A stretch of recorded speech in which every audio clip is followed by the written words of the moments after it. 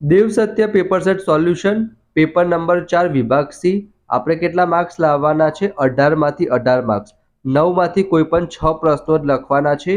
પહેલા ભાગમાં વિદ્યાર્થી મિત્રો આપણે આદેશની રીત, લોપની રીત સરસ મજાની જોઈ હતી.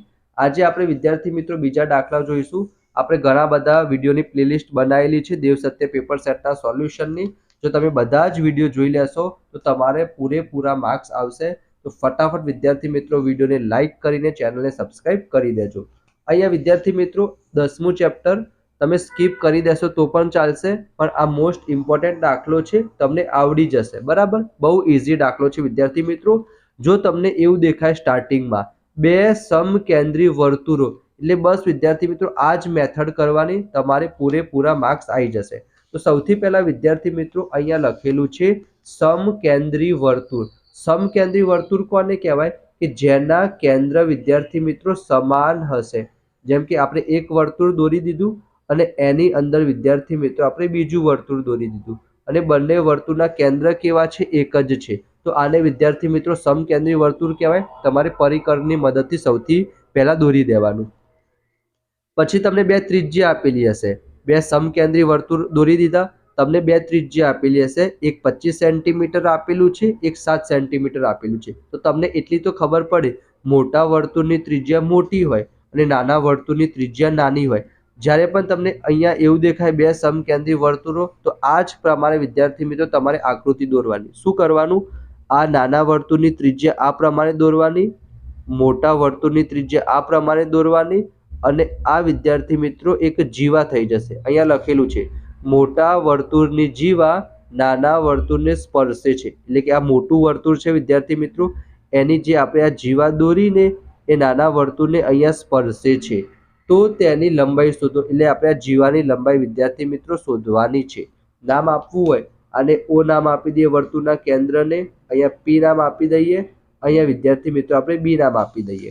તો અહીંયા એક સરસ મજાનો ત્રિકોણ બન્યો. અહીંયા કાટકોણ ત્રિકોણ બન્યો, ત્રિકોણ ઓ પી બી. તો અહીંયા લખી દેવાનું વિદ્યાર્થી મિત્રો આપણે ત્રિકોણ કયો બન્યો? ત્રિકોણ ઓ પી બી માં કાટખૂણો કયો છે? એંગલ પી. એટલે કે એંગલ પી શું છે વિદ્યાર્થી મિત્રો? કાટખૂણો છે. તમને થિયરમ ખબર હશે વિદ્યાર્થી મિત્રો, 10.1 અને 10.2 થિયરમ. બરાબર વિદ્યાર્થી મિત્રો, આ કયો થિયરમ છે? 10.1, કે જે તમારી વર્તુળની જીવા હશે એ શું કરશે? ત્રિજ્યાના સાથે કાટખૂણો બનાવશે. તો અહીંયા તમને લખો વિદ્યાર્થી મિત્રો 53 ચાલે કે પ્રમેય 10.1 અને 10.2 તમને ખબર હશે, જે બહારથી બિંદુ કોઈ સ્પર્શક હશે સમાન હશે. બરાબર, આટલું આપણે લખી દીધું. હવે તમને ખબર છે આ વિદ્યાર્થી મિત્રો મોટા વર્તુળની ત્રિજ્યા કેટલી આપેલી છે? 25 આપેલી છે. નાના વર્તુળની ત્રિજ્યા 7 આપેલી છે.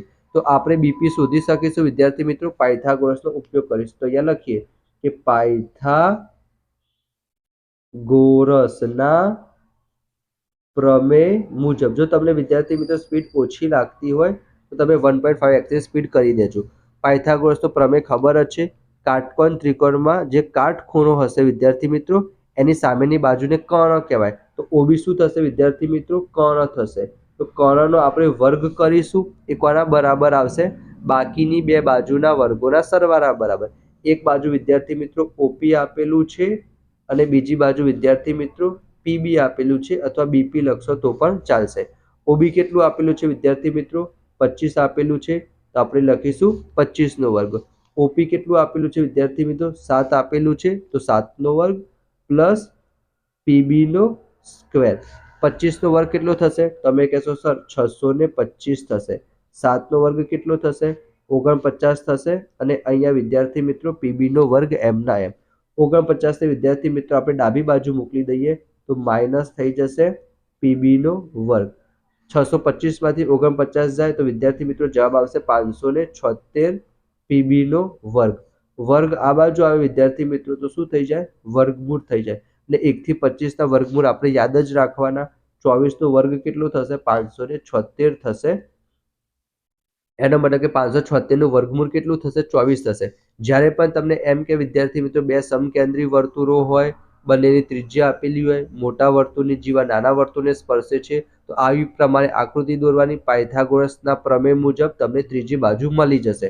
હવે અહીંયા વિદ્યાર્થી મિત્રો આપણે નામ આપી દઈએ ડી, કારણ કે આપણે તો શું શોધવાનું છે? બીડી શોધવાનું છે.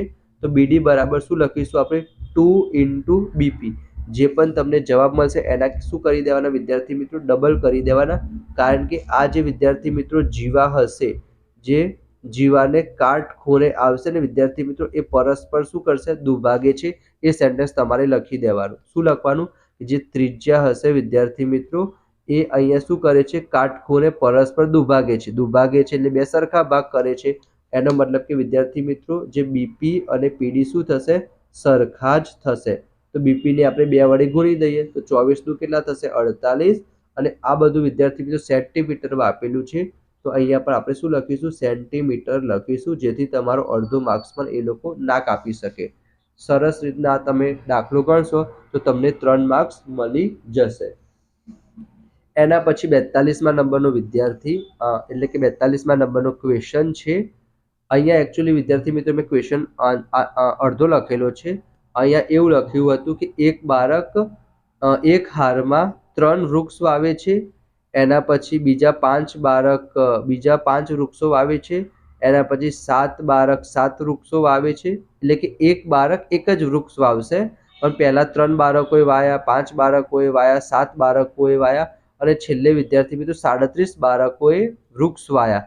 તો એનો મતલબ કે ટોટલ કેટલા વિદ્યાર્થીઓ છે? બરાબર. અને એ લોકો અહીંયા અંદર લખેલું હતું જ એવું કે એક બાર એક વૃક્ષ. એનો મતલબ કે એક બાળક એક જ વૃક્ષ વાવવાનું છે.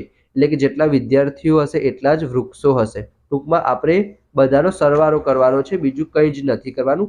એ લોકોએ ખાલી કન્ફ્યુઝ કરવા માટે એ લોકોએ બધું આપ્યું છે. સિમ્પલ આપણે શું કરવાનું છે? બધાનો સરવાળો કરવાનો છે. તો સરવાળવા માટેનું તો 2 જ સૂત્ર છે. જો આપણને છેલ્લું પદ ખબર હોય તો આપણું સૂત્ર શું થાય?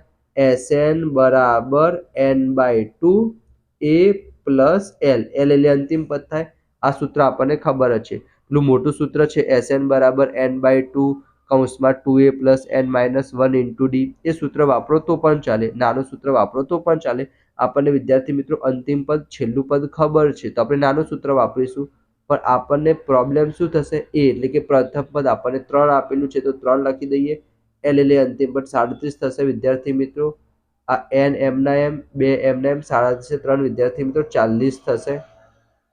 પ્રોબ્લેમ શેનો ઊભો છે? n નો ઊભો છે.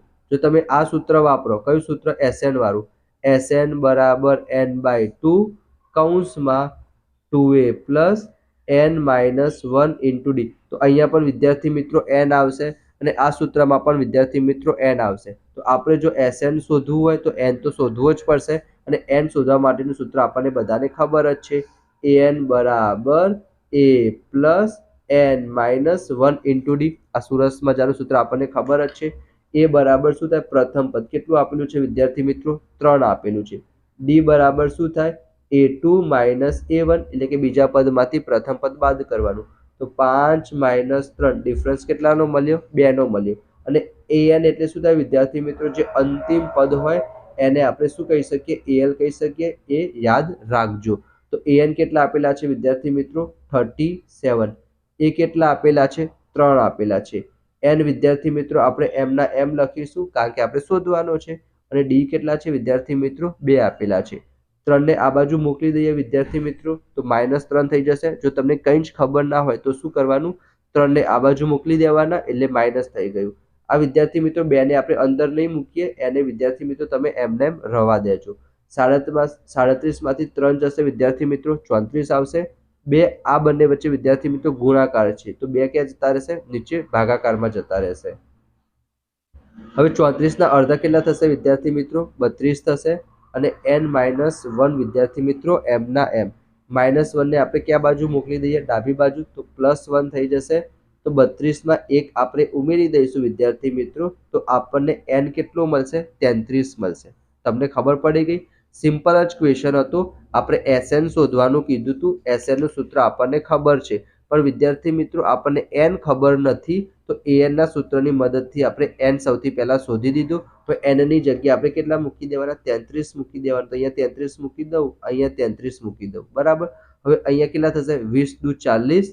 તો 33 ગુણ્યા આપણે 20 કરીએ ત્યારે જવાબ મળી જાય. તો 33 દુ કેટલા થાય? 66 થશે.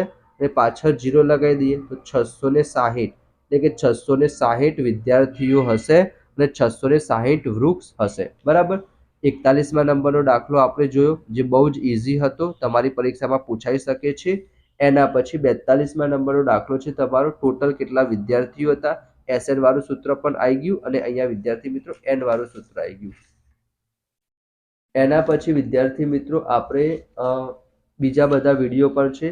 આ મધ્યકનો દાખલો છે, સંભાવનાનો દાખલો છે, એ પણ આપણે વિદ્યાર્થી મિત્રો જોઈશું. એ આપણે બીજા લેક્ચરમાં જોઈશું વિદ્યાર્થી મિત્રો. જો તમને આજના લેક્ચરમાં મજા આવી હોય તો વિડીયોને લાઇક કરજો, ચેનલને સબસ્ક્રાઇબ કરજો. પ્લેલિસ્ટ આપણે ઓલરેડી બનાવેલી છે. તો મળીશું આપણે નેક્સ્ટ વિડીયોમાં. ત્યાં સુધી જય હિન્દ, જય ભારત, જય Shri Ram. Thank you so much.